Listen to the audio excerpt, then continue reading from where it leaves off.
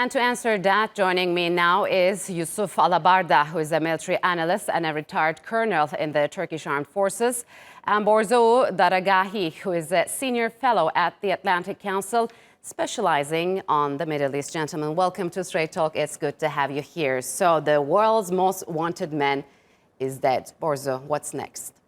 Well, we are already seeing what's next.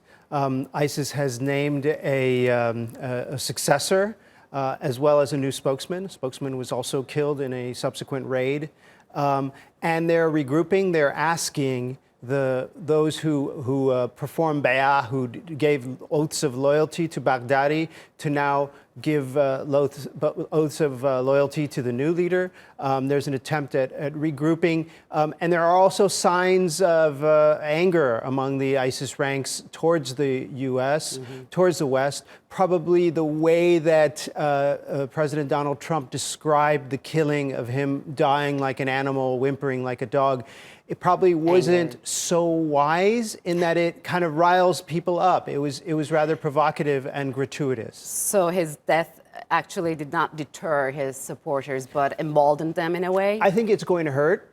It's going to hurt, definitely. It's a blow to ISIS. Yes, this guy who was this big figurehead, who was this, he was the caliph, he was the leader, is gone. He's dead. I mentioned the pain of having to re-ask people to do loyalty oaths. There's other logistical and informational things that they have to do.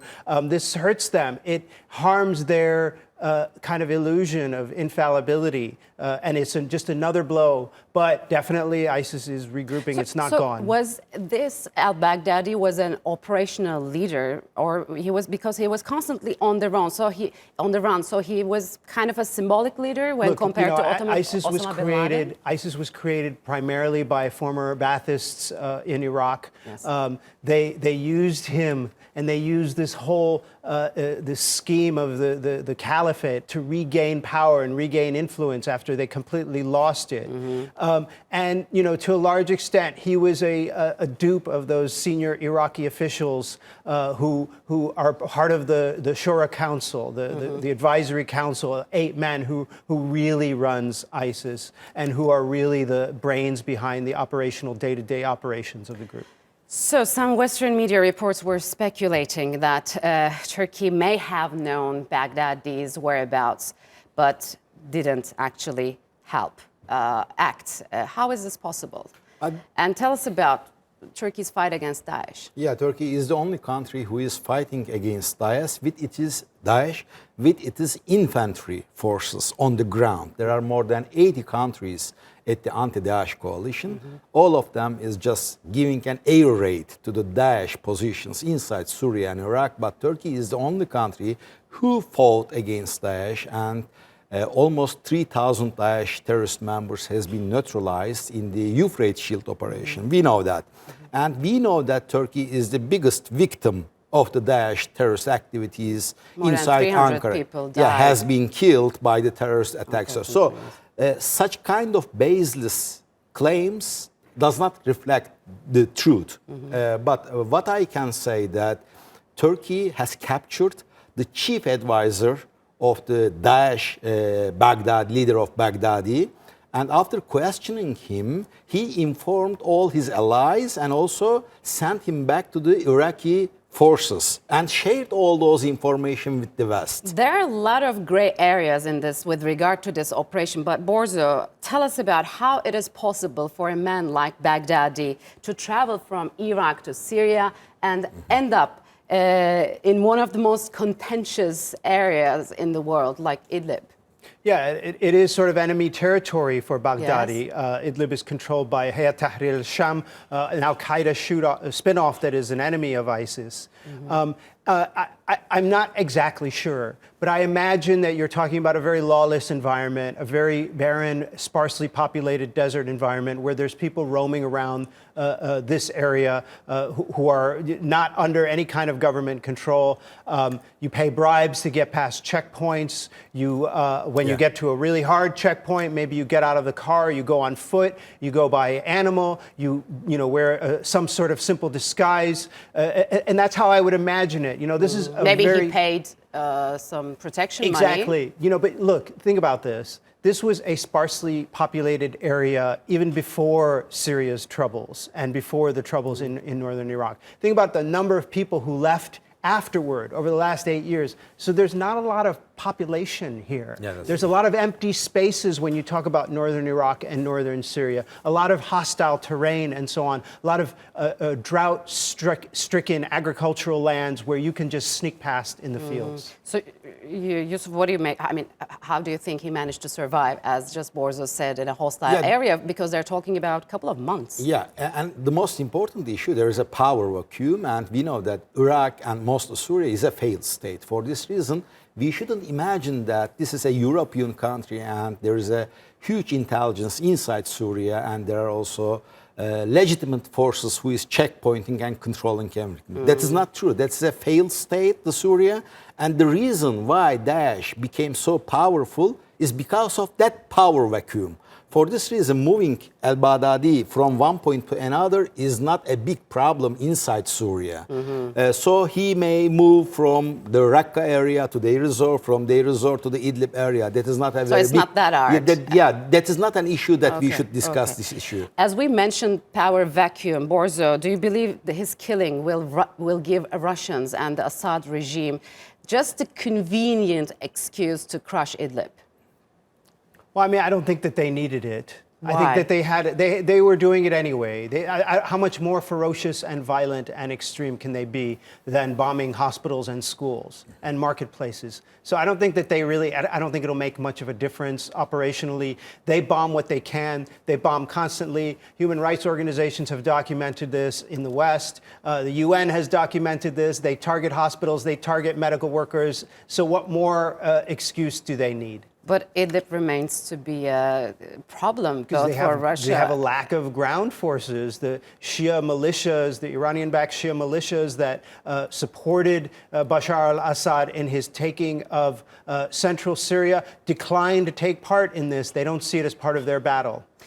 There was also another aspect after the killing of Baghdadi. Yusuf, why do you think the YPG supporters and affiliates were so swift in trying to claim that they were crucial in the killing of Baghdadi? Because they want to instrumentalize the killing of Baghdadi for their own purposes. For this reason, they say that they had very important role for getting some critical information where he was living, and also some very important and credible media outlets inside United States already said that YPG forces stolen the boxer shorts of the Baghdadi before killing. So to some degree that is a little bit ridiculous, but in order to instrumentalize and to sell your position to the West, you need to do that. For this reason... Do you think they're convincing in this regard? Because the U.S. is already feeling... For some degree, yes, because everyone believes that the YPG is the only force that is fighting against Daesh. But no one wants to learn the truth that the fight against Daesh on the ground started with the Euphrates Shield operation, which the Turkish military conducted 2 years ago. For this reason, yes, there are some media outlets who is creating huge perception, especially on the mindsets of the people who is living in the West. But we should understand... But it seems to be working.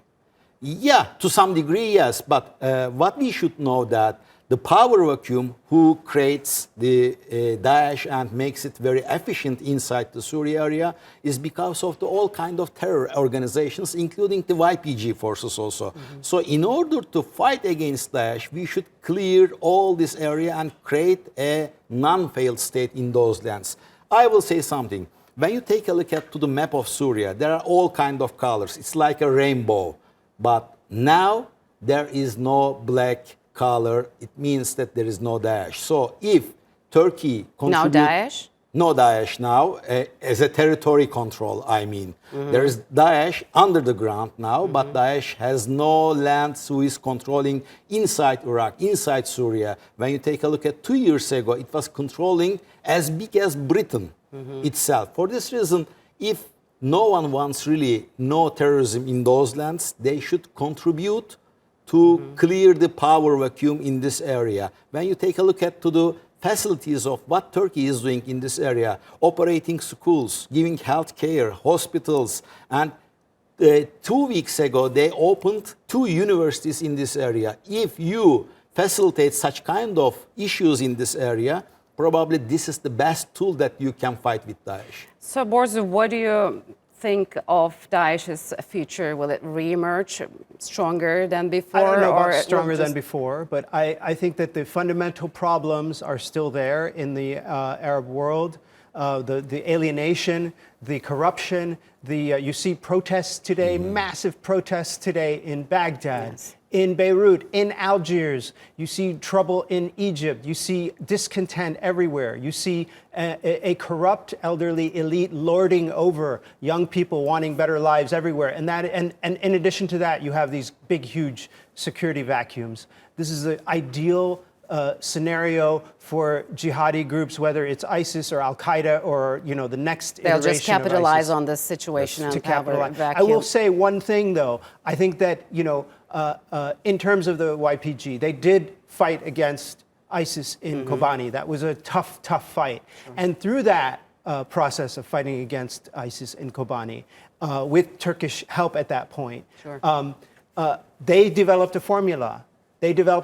We fight against ISIS. We get legitimacy in the West, and we get territory for our self-rule region. And so that formula is exactly what they're doing, and that is why they were so adamant and so assertive and so early in claiming a hand in the fight against in